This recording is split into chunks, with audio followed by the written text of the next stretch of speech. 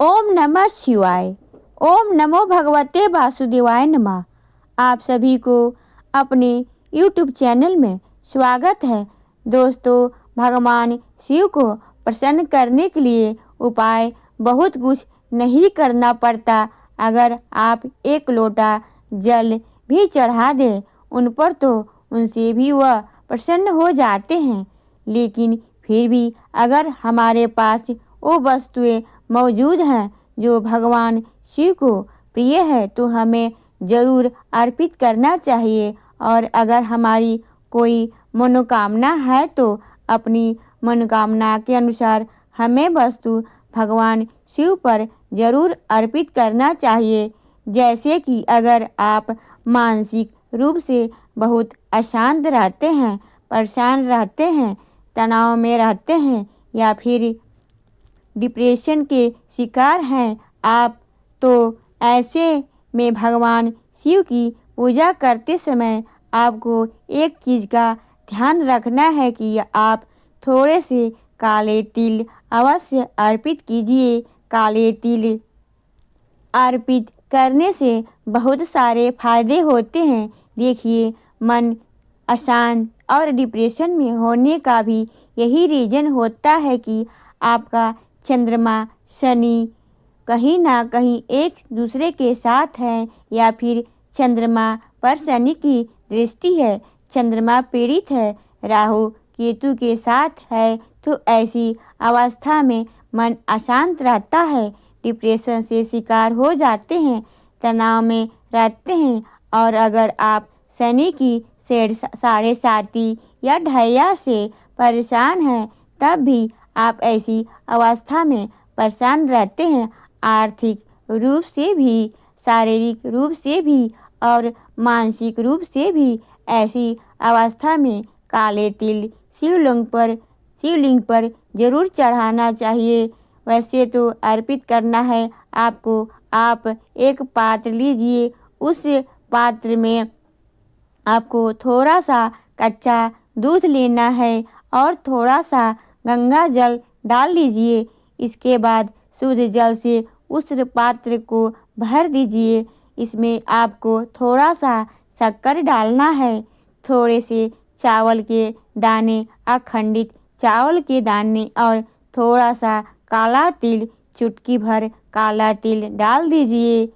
और अब यह जल से जाकर शिवलिंग पर अर्पित कीजिए। इसके बाद विधि विधान से भगवान शिव की पूजा कर दीजिए। जो भी सामग्री आपके पास है, जैसे कि बेलपत्र या फिर भांग धतूरा, जो भी आपके पास सामग्री उपलब्ध है उसी से भगवान भोलेनाथ की प्रार्थना कर लीजिए, पूजा कर लीजिए। और जब आप काले तिल मिश्रित जल अर्पित करते हैं उस समय भगवान शिव के मंत्र का ओम नमः शिवाय इसका जाप करते हैं या फिर आप चाहे तो महामृत्युंजय मंत्र का भी जाप कर सकते हैं।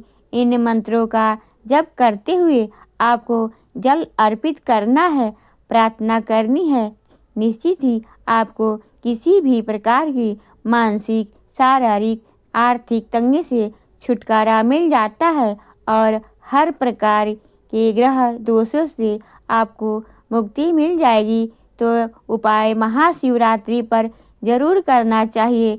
महाशिवरात्रि के दिन भगवान शिव का अभिषेक पंचामृत से करने से सुख, समृद्धि, संतान, सौभाग्य, हर प्रकार की कामना पूर्ण हो जाती है। पंचामृत जैसा कि नाम से ही पता चलता है, 5 प्रकार के अमृत, दूध, दही, घी, शहद और शक्कर, यह 5 अमृत तुल्य चीज़ें मानी गई हैं। इनसे भगवान शिव का अभिषेक करने से सभी प्रकार की कामनाएं, मतलब किसी भी प्रकार की आपकी कामना पूर्ण हो जाती है। वैसे तो आप किसी भी चीज़ से अभिषेक कर सकते हैं, कई प्रकार की चीज़ों से भी भगवान शिव का अभिषेक किया जा सकता है, लेकिन पंचामृत से अभिषेक ज़रूर करना चाहिए। और जब आप पंचामृत से भगवान शिव का अभिषेक करते हैं उस समय आपको रुद्राष्टक का पाठ करना चाहिए। नमामि समीशान निर्वार्य रूपम, इस पाठ के द्वारा अगर आप पंचामृत से भगवान शिव का अभिषेक करते हैं तो भगवान शिव की विशेष कृपा आपको जरूर प्राप्त होती है। अक्सर लोगों के आर्थिक तंगी बहुत अधिक है, कर्जों से ही छुटकारा नहीं मिलता है, नौकरी व्यापार लेकिन इतना पैसा नहीं आता जिससे कि घर का खर्चा चल जाए। ऐसे में महाशिवरात्रि का दिन अत्यंत श्रेष्ठ है। इस दिन आपको भगवान शिव का अभिषेक करना चाहिए गन्ने के रस से अगर शिवलिंग का अभिषेक किया जाए और इसके साथ ही मंत्र कौन सा होगा, श्री सूक्त का पाठ आपको कम से कम 3 बार करना है। अधिक कर सकते हैं, चाहे तो 11 बार कर सकते हैं या 21 बार कर सकते हैं। मतलब इतना श्रेष्ठ दिन है और आप आर्थिक रूप से परेशान हैं तो गन्ने के रस से अभिषेक करते समय आपको श्री सूक्त का पाठ करना चाहिए और भगवान शिव से प्रार्थना कीजिए। बहुत जल्दी आपके घर के चमत्कारी रूप से माता लक्ष्मी की कृपा बनेगी। दोस्तों, अगर आप लंबी बीमारी से परेशान हैं, बहुत अधिक बीमार रहते हैं या फिर घर में बीमारियां ही बहुत अधिक हैं, एक व्यक्ति बीमार पर से ठीक होता है तो दूसरा बीमार पड़ जाता है। अगर इस प्रकार की स्थिति आपके घर में हो तो ऐसे में आपको भगवान शिव का अभिषेक करना चाहिए कुशा से। कुशा एक घास होती है, वैसे तो बहुत जल्दी आसपास ही मिल जाती है, लेकिन अगर आपको नहीं मिल पाती है तो आप पूजा की दुकान पर, जहाँ पर पूजा की सामग्री मिलती है, वहाँ से कुशा लेकर आइए और वह कुशा जल में डाल दीजिए। उसी कुशा के द्वारा भगवान शिव का अभिषेक कीजिए। थोड़ा सा गंगा जल मिश्रित जल होना चाहिए, शुद्ध जल, और उसी से भगवान शिव का अभिषेक करना है। कुशा के द्वारा ही जल लेकर आपको 108 बार जल से अभिषेक करना है। भगवान शिव का मतलब एक ही पात्र से कुशा के द्वारा जल से लेकर और शिवलिंग पर डालते हुए जाइए और महामृत्युंजय का जाप करते जाइए। इस प्रकार से अगर महामृत्युंजय मंत्र के द्वारा आप अभिषेक करते हैं कुशा के जल से और जो व्यक्ति बीमार है उसके लिए प्रार्थना करते हैं भगवान शिव से, तो निश्चित ही आपके जीवन में जो परेशानियां हैं उससे आपको मुक्ति मिलती है और शीघ्र ही बीमारियों से राहत मिलती है। अगर आपकी संतान प्राप्ति की कामना है तो आपको 11 शिवलिंग बनाना है। गेहूं के आटे से 11 शिवलिंग बना लीजिए। हर शिवलिंग का अभिषेक आपको करना है, मतलब एक शिवलिंग का एक बार अपने पहले अभिषेक कीजिए और अभिषेक करते समय आपको शिव महिम स्तोत्र का पाठ करना है। शिव महिम स्तोत्र के द्वारा आपको 11 शिवलिंग का एक एक करके अभिषेक करना है और फिर भगवान भोलेनाथ से प्रार्थना कीजिए तो बहुत जल्दी आपके घर में बच्चे की किलकारी गूंजती है, उत्तम और योग संतान की प्राप्ति होती है।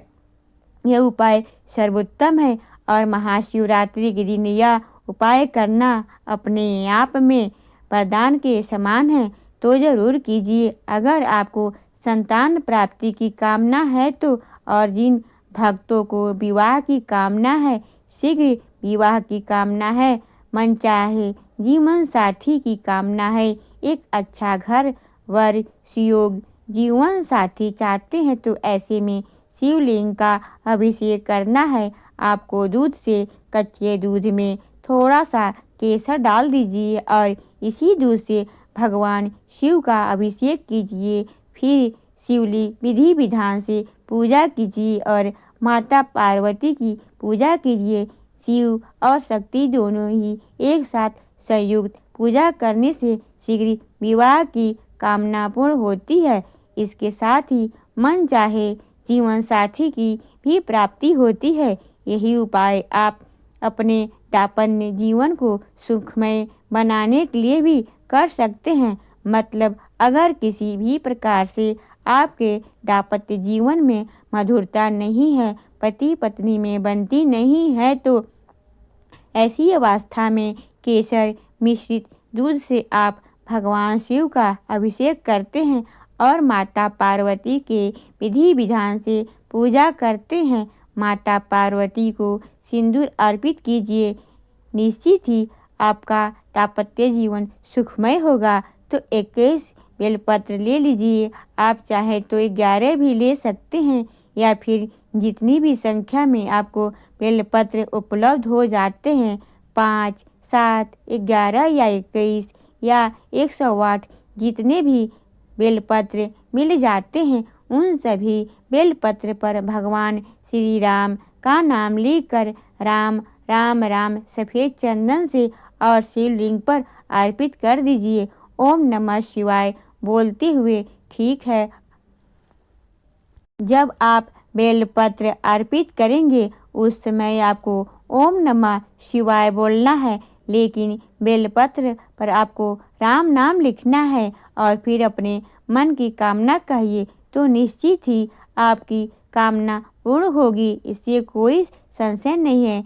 शिवरात्रि पर भगवान शिव को तिल और जौ अर्पित करने से पापों का नाश होता है, सुख में वृद्धि होती है और जौ अर्पित करने से वंश की भी वृद्धि होती है। तो अगर आपको संतान प्राप्ति में बाधाएं आ रही है, वंश की वृद्धि रुकी है, तो ऐसी अवस्था में शिवलिंग पर जौ अवश्य अर्पित कीजिए और थोड़े से काले तिल भी। इससे बहुत जल्दी आपकी मनोकामना पूर्ण होगी। बात करते हैं कि महाशिवरात्रि का व्रत हमें किस दिन धारण करना है।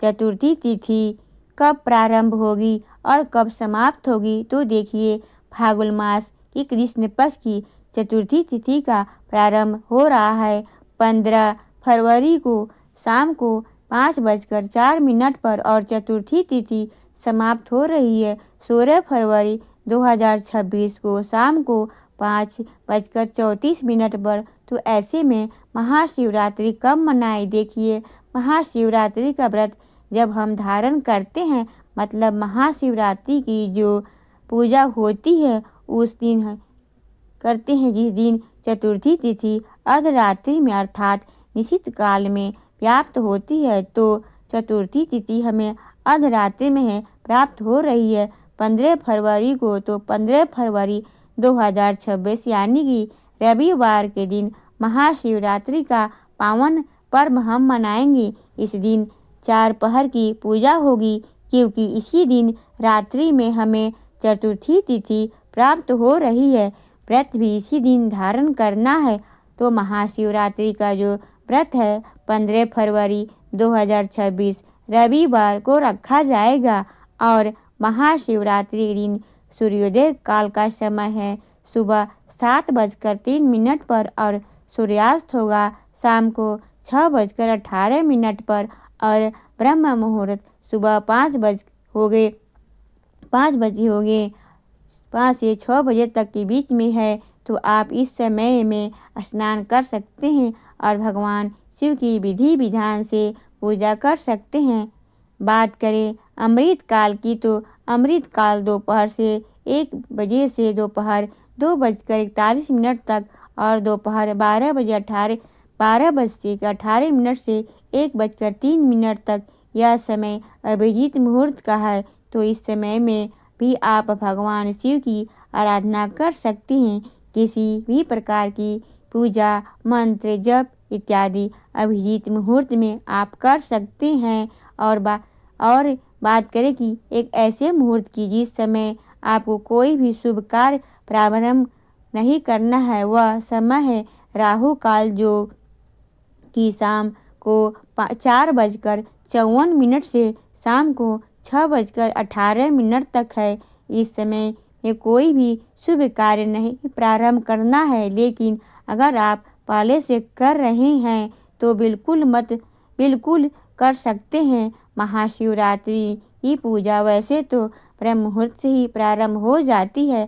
ब्रह्म मुहूर्त में उठकर स्नान करते हैं, फिर भगवान की आराधना करते हैं, पूजा करते हैं, मंत्रों का जाप करते हैं, शिवलिंग का अभिषेक किया जाएगा।